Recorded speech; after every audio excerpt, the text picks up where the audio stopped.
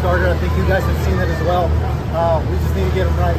And with the resources and the things we have in Bradenton for him, getting him out of the competition as of right now, probably the best thing for him to get back to himself. In terms of getting him right, what does that particularly entail for Roansy? It's getting him to move like we're used to seeing Roansy move.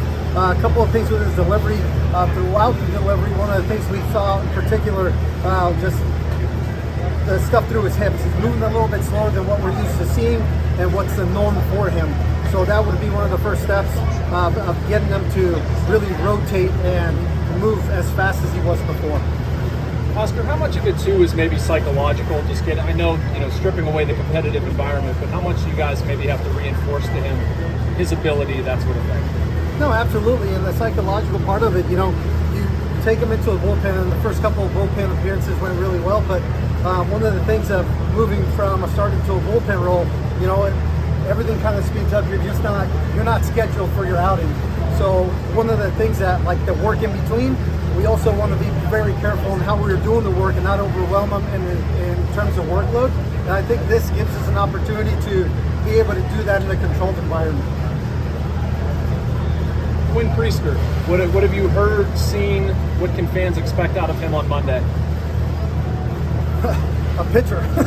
That's good. A pitcher. Start. Yeah, a pitcher. So, I mean, we're very happy potential this opportunity that he'll have on Monday, but he's a pitcher, and we've all seen it, and that's who we're expecting to see when he gets that opportunity here. So another guy in Indianapolis, and he's been there for a couple weeks now, Jared Jones. I know you're not around him on a daily basis, but what have you been hearing about him and the progress that he's making? Jared Jones is nasty. That's all I can say. Haven't been around Jared Jones obviously during the season, but in the off season, the instructionally, the stuff that he has, the repertoire that he has, and the competitor that he is, it's pretty dang good. Hopefully expectation of that, getting an opportunity at some time. Again, with the caveat that you're not around him on a daily basis, what have you been hearing as to the step that he needs to take in order to make this step to get to the majors? I think it's just reps right now. I think it's just reps. I think it's experience. I think it's just keep doing the things that he's doing right now. I hear he's doing pretty well. Got to spend some time with him in the off season at the facility he was working at. The man puts in the work. How excited are you when a guy makes his major league debut, especially when it's a starting pitcher? It's always exciting. It's exciting just because the one thing you always think about is the kind of depth you have and the expectation of what you're going to see, and it's just exciting to see some of these guys, and for good reason. When they come up for a reason, and that's what we're trying to see. So it's always exciting when we see guys come up. Is there an acclimation? How much does the acclimation take for a young guy like Quinn to come up for the first time? It takes some time. It's a different. It's the third deck. It's different. Some guys run with it. Some guys run with it and have some hiccups. It's just part of the big league process. But there is some acclimation time, and for some it's shorter than others.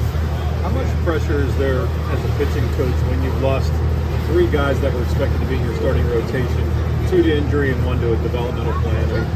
That's kind of thrown a wrench into what you expected to start the season. Well, you know what? It's not really the pressure. It's the pressure. It's not significant enough in the sense of like you lose guys, and that's not what you. But it's the next man up. It's who's going to come up next, and can we help that next person come up and be able to take over one of those spots. Drafted Paul Skenes first overall. How much were you able to watch him at LSU, and what do you know about him at this point? I think everybody got to see what he did in the College World Series, in the playoffs. The stuff is real. Just really excited for him to get into the organization and get things rolling. How excited were you just to see how many pitchers they drafted at all? It's kind of like you, like a kid at the candy store. You get to pick up all these guys. The more depth, the better. I think you guys know that. You can never have enough pitching. Oscar, there's a lot of talk with Skenes about people wanting to see him in the major leagues, like yesterday or something. How realistic is it for a guy in your mind to come up in the major leagues the same year he's drafted, and just how close maybe do you see Paul being? I think Paul coming in and getting acquainted to professional baseball, getting a shift in the routine is what we have to see first. I don't think you see many guys in that same, you know, getting drafted and then go straight to the big leagues. But it doesn't mean that he can't do it sooner rather than later, according to other guys. But as of right now, for Paul Skenes, it's just getting them into professional baseball, getting them into a routine, because there is a big difference between every 7 days to every 6 or 5 days. Things that Paul said was that he thinks is just in terms of pure stuff. That itself might be major league ready, but also he acknowledged that, you know, what you mentioned, like getting into being a professional, doing it every day. Kind of generally speaking, like what are some of the transitions that a collegiate pitcher, whether it's after they get drafted or maybe this next season over, have to get acclimated to that the average fan like may not consider when they say like, hey, get him up to the major leagues right now? I think it's what I just talked to you right now. It's like, yeah, the stuff and the rest in between changes. I think that is the biggest adjustment. But for him to have an idea of where he's at, I think it's a pretty good idea, just because you guys got to remember who his pitching coach was. You know, in LSU is Wes Johnson. That's a big league pitching coach right there. So I'm pretty sure they've talked about what it takes to be a big league pitcher, you know, and he also does understand the timetable that he may need to have to be able to do it. How much did you see from Skenes from Air Force to LSU? Did you watch anything that you saw a developmental difference where Wes Johnson made a huge impact on him just in the course of 1 year? I think the usage of pitches is probably the biggest thing that I saw. And man, there's not too many guys that can move from one side of the rubber to another with a lefty and a righty, depending on who's facing. That takes elite body control to be able to do so. And for him to be able to buy into something like that and be able to do it, I mean, the repertoire, the way he moves his body, I think that came into play really when he went to LSU. Oscar, how many 43-year-olds have you had come to you saying they wanted to add a new pitch over about a 5-day break? What was your reaction? I said, let's go. This man has incredible feel, right? So it's something that's like, you know, I want to be able to have something else other than my regular, just to mix in. I'm like, okay. And so when we go through the pitch, it's like, hey, what do you think about this?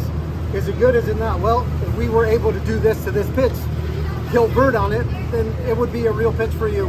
Well, how do I do that? It's like, let's switch the fingers on this pitch. And that's all he did, you know. And again, the man has incredible feel, so I feel really comfortable to be able to suggest anything to him and him give me the feedback for whether he likes it or not.